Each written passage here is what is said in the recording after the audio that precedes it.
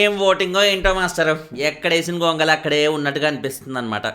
ఏంటంటే బేసిక్గా ఏ కంటెస్టెంట్కి బీభత్సంగా జమ్మని అలా రైజ్ అయినట్టుగా లేదు, ఫడేల్ మన పడిపోయినట్టుగా కూడా లేదు. పడిపోయినట్టుగా ఎందుకు లేదంటే ఇంతకు మించి పడిపోవడానికి ఏం లేదు కాబట్టి.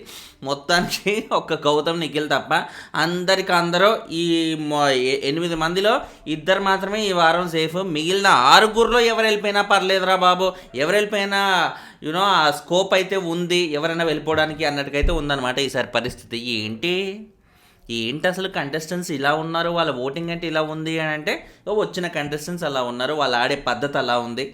అండ్ బిగ్ బాస్ వాళ్ళ చేత ఆడించాలని రకరకాల ప్రయత్నాలన్నీ ఎన్ని చేశాడు చెప్పండి. అసలు ఏదన్నా సీజన్లో బయట ఏం జరుగుతుందని లీకులు లోపలికి వచ్చేలాగా ఏదన్నా ప్రయత్నాలు ఎప్పుడైనా చేశారా? ఏదో పైపైన అట్లా లైట్గా హింట్లు వచ్చే అవకాశాలు అయితే ఉండేవి. ఫ్యామిలీ వీక్ ద్వారా అయితే మంచి హింట్లు వచ్చేలాగా ఉండేవి. అవన్నీ హింట్లు లాగానే ఉండేవి. బట్ ఈసారి ఏంటి, ఓపెన్గా అక్కడ షో వేసి మరీ చూపించారన్నమాట. సినిమా వేసి ప్రొజెక్టర్ చేసి ఆన్ చేసినట్టుగా ఉంటుంది. ఇదిగో బయట నీ గురించి ఇలా తిడుతున్నారు, ఈ విషయంలో నువ్వు ఆడియన్స్కి నచ్చట్లేవు, ఈ విషయంలో నువ్వు పెద్ద ఎదవ అవుతున్నావు, ఈ విషయంలో అయితే నువ్వు తోపు అవుతున్నావు అంటూ ఒక్కొక్కరు ప్రతి ఒక్కరి గురించి ప్రాపర్ ఫీడ్బ్యాక్ అయితే ఇచ్చారు. అండ్ ఏ కంటెస్టెంట్తో జాగ్రత్తగా ఉండాలి, ఏ కంటెస్టెంట్తో జాగ్రత్తగా ఉంటే నీ గేమ్ చాలా బాగుంటుంది, ఏ కంటెస్టెంట్తో క్లోజ్గా ఉంటే నువ్వు చాలా నీ గేమ్ అయితే ముందుకెళ్తుంది అంటూ ఎన్ని రకాల ఫీడ్బ్యాక్లు చెప్పండి. వైల్డ్ కార్డ్స్ వచ్చినప్పుడు వాళ్ళ ద్వారా బయట ఏం జరుగుతుందని కంప్లీట్గా తేట తెల్లని చేసి తద్వారా మనకంటే విషయంలో అందరు మూసుకోండిరా బాబు, వాడి జోలికి వెళ్ళకండి, ఎందుకు లేనిపో తిప్పలన్నీ తెచ్చుకుంటారు. ఇప్పుడు మీరు టార్గెట్ చేయడం వల్ల ఆడు వెళ్ళి సీదా బయట టైటిల్ రేస్లో కూర్చున్నాడు, మీకు అర్థం కావట్లేదా పిచ్చనాయలారా అన్నట్టుగా అప్పుడు చెప్పించారు. వాళ్ళ దరిద్రం ఏంటంటే మణికంఠ మధ్యలో వెళ్ళిపోవడం అనమాట. మణికంఠ మధ్యలో వెళ్ళిపోయాక ఇంకా మాకేంట్రా, ఇక మేము ఫ్రీగా కూర్చుంటాం, ఫ్రీగా ఆడేస్తాం అన్నట్టుగా ఎప్పట్లాగే తయారయ్యారు. అదే మణికంఠ అలాగే సీజన్లో ఉండుంటే మటుకు డౌట్ లేకుండా సీజన్ ఇంత వరస్ట్గా అయితే ఉండేది కాదు. అప్పుడు మణికంఠ ఉన్న రోజుల్లో మనకి ఏమనిపించింది, సరే ఇన్ని రోజులు మణికంఠ అంటూ సీజన్ మొత్తం ఆయన చుట్టే తిరిగింది కాబట్టి మణికంఠ వెళ్ళిపోతే సీజన్ మనం మరో కోణంలో చూసే అవకాశం ఉంటుంది అని అనుకున్నాం కదా. మరో కోణంలో అంటే ఏంటి, ఇది పత్తాపారం ఏదైతే ఉందో ఆ పత్తాపారాలు అలాగే చూడాల్సిన కర్మ అన్నమాట.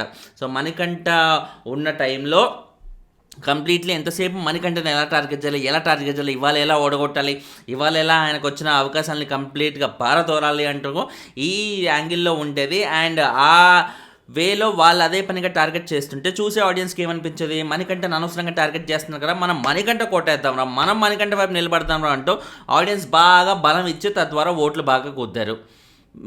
వేరేస్ వైల్డ్ కార్డ్స్ వచ్చాక వాళ్ళ అదే పనిగా మీరు మణికంఠ మీదకి వెళ్ళడం వల్ల మొత్తం అందరు ఎదవలు అవుతున్నారు బాబు, కొంచెం చూసుకోండి అని చెప్పాక ఏమైంది, అందరు జాగ్రత్తగా ఉండడం, సైలెంట్గా ఉండడం మొదలుపెట్టారు. ఈలోపు ఆయన సెల్ఫ్ ఎలిమినేషన్ చేసుకోవడం వల్ల వీళ్ళు ఎప్పట్లాగే మళ్ళీ ఓల్డ్ ఈజ్ బ్యాక్ అన్నట్టుగా మళ్ళీ అదే ఎదవతనం మళ్ళీ రెజ్యూమ్ చేశారన్నమాట. రెజ్యూమ్ చేయడం వల్ల ఏమైంది, సీజన్ మొత్తం నాకిపోయి ఏంది ఇప్పుడు హౌస్లో ఉన్న కంటెస్టెంట్స్ మొత్తం నామినేషన్స్లో ఉంటే ఒక రోహిణి తప్ప అందులో ఓన్లీ 2 మాత్రమే ఖచ్చితంగా సేఫ్, వాళ్ళిద్దరు మాత్రమే టైటిల్ రేస్లో ఉంటారు అనిపించి ఒక సిచ్యువేషన్ వచ్చిందనమాట.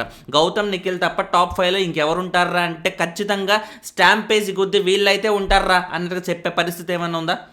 నబీల్కి ఉండేది ఇంతకుముందు, ఇప్పుడు నబీల్కి ఉందా? ప్రేరణకు ఉండేది ఇంతకుముందు, ఇప్పుడు ఉందా?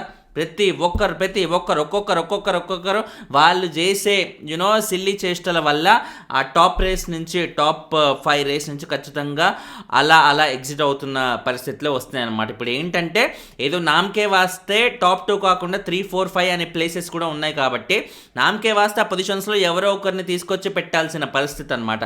అంతేకాని వాళ్ళు జెన్యూన్గా they are eligible for this, వాళ్ళు ఖచ్చితంగా ఇలా ఆడారు కాబట్టి వాళ్ళ పొజిషన్లో ఉండాల్సిందే అనే విధంగా ఎవరైనా అనిపించారా? లాస్ట్ సీజన్లో యావర్ ఉన్నాడు 4th పొజిషన్లో వెళ్ళిపోయినా కూడా ఈజ్ ఎలిజిబుల్ రా టు బీ ఇన్ టాప్ 5, యావరా మజాకా అన్నట్టుగా మనకు అనిపించింది.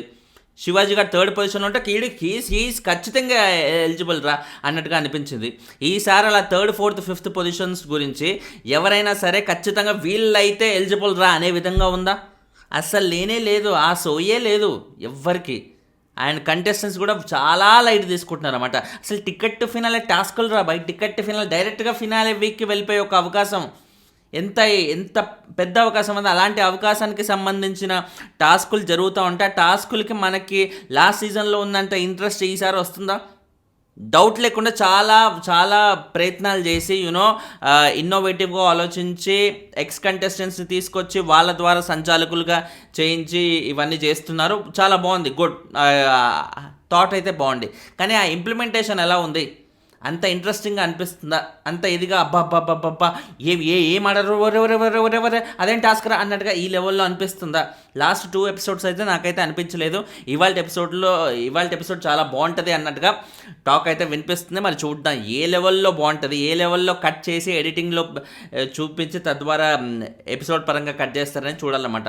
సో యాజ్ ఆఫ్ నౌ చూసుకుంటే కంప్లీట్ హాఫ్ డజన్ మంది మొత్తం రిస్క్లో ఉన్నట్టే అనిపిస్తున్నారు అనమాట. సింగిల్ డిజిట్ ఓటింగ్తోనే హాఫ్ డజన్ మంది ఉన్నారు కంటెస్టెంట్స్ 8 మెంబర్స్ నామినేషన్స్లో ఉంటే. So what a kind of disaster, what a మామూలు డిజాస్టర్ కాదన్నట్టు క్లియర్గా తెలుస్తుంది కంటెస్టెంట్స్ ఇదనేది. ప్రస్తుతానికి గౌతమ్ అండ్ నిఖిల్ వీళ్ళిద్దరు ఫస్ట్ పొజిషన్స్లో అయితే ఉన్నారు. గౌతమ్కి 36 అయితే 32%తో నిఖిల్ సెకండ్ పొజిషన్లో ఉన్నాడు. ఎక్స్ట్రీమ్లీ గోయింగ్ గుడ్ వీళ్ళిద్దరు. సో మిగిలిన వాళ్ళు డల్ అవడం వల్ల వీళ్ళు మనకి చాలా హ్యూజ్గా కనబడుతున్నారా, లేకపోతే బేసిక్గానే వీళ్ళు హ్యూజా అంటే డౌట్ లేకుండా వీళ్ళిద్దరు మాత్రం పనికొచ్చే కంటెస్టెంట్స్, అందుకు మాత్రమే ఇంకా ఓట్లు పడుతున్నారా అన్నట్టుగా మనం చెప్పే పరిస్థితి. మిగిలిన 6 మాత్రం అందరికందరూ డంప్గానే ఉన్నారు. నామకే వాస్తేగా 3rd పొజిషన్ చెప్పుకోవాలి కాబట్టి, 4th పొజిషన్ చెప్పుకోవాలి కాబట్టి, 5th 6th 7th 8th positions చెప్పుకోవాలి కాబట్టి చెప్తున్నట్టుగా ఉంది. కానీ ఓటింగ్ పరంగా అందరికందరూ లీస్టే.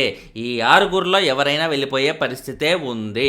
అది ప్రేరణ 3rd position 9%, Nabeel 4th position 8%, ఇలా ఇలా ఇలా 11% తగ్గుతూ అలా ఉందన్నమాట వీళ్ళ ఓటింగ్.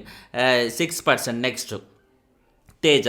ఇలా ఇలా ఇంకేముంది ఇక్కడ చెప్పుకోవడానికి? ఏ పొజిషన్లో ఎవరు అనేది హౌ డస్ ఇట్ మ్యాటర్ ఈ స్టేజ్ ఆఫ్ గేమ్లో? ఇంకా ఎందుకంటే కేవలం 1% మాత్రమే ఓటింగ్ డిఫరెన్స్ ఉన్నప్పుడు ఎవరైనా వెళ్ళిపోవచ్చు.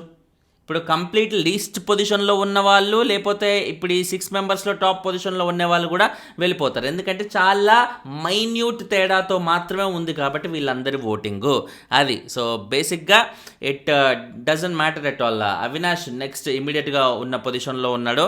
అవినాష్ తర్వాత పృథ్వీ తర్వాత విష్ణు, ఇలా అనమాట. సో ప్రేమజంటే మాత్రం వెళ్ళిపోతుంది అనే పరిస్థితులు అయితే లేవన్నమాట. ప్రేమజంట కాకుండా పృథ్వీతో పాటు ఇంకెవరన్నా వెళ్ళిపోతారా, లేకపోతే విష్ణుతో పాటు ఇంకెవరన్నా వెళ్ళిపోతారా, అసలు వీళ్ళిద్దరూ కాకుండా అవినాష్ తేజ వెళ్ళిపోతారా, లేకపోతే అందరికీ షాక్ ఇచ్చేలాగా నబిల్ వెళ్ళిపోతాడా, ఇలా 1,00,000 కాంబినేషన్స్ అయితే ఉన్నాయన్నమాట.